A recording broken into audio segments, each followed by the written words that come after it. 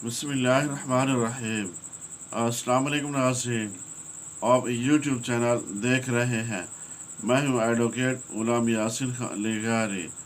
आज हमारा टॉपिक कानून शहादत में एविडेंस ऑफ एक्सपर्ट के मुतालिक है। कानून शहादत मशरिया 1984 की दफ़ा 59 के तहत और इन अमूर को सामने रखते हुए जिनका जिक्र दफ़ा 509 और दफ़ा 511 मजमूआ ज़ाब्ता फौजदारी में किया गया है, एक माहिर जिसमें डॉक्टर, केमिकल एग्जामिनर और सीरोलॉजिस्ट शामिल है की शहादत मुतल्लका है और काबिल अदखाल शहादत है।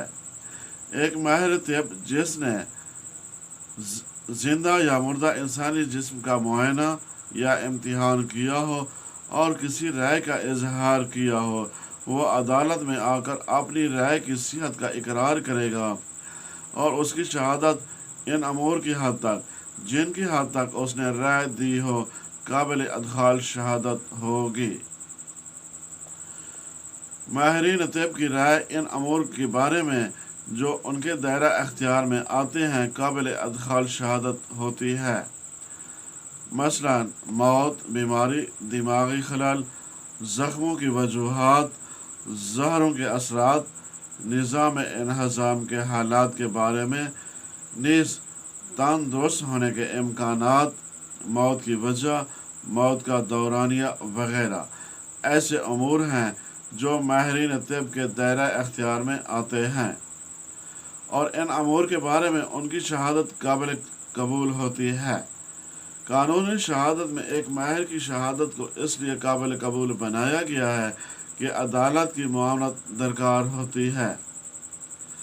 अक्सर मामलात में इंतहाई माहिराना राय की ज़रूरत होती है और ऐसी राय मुतल्लका शोबा या चीज़ का माहिर ही दे सकता है।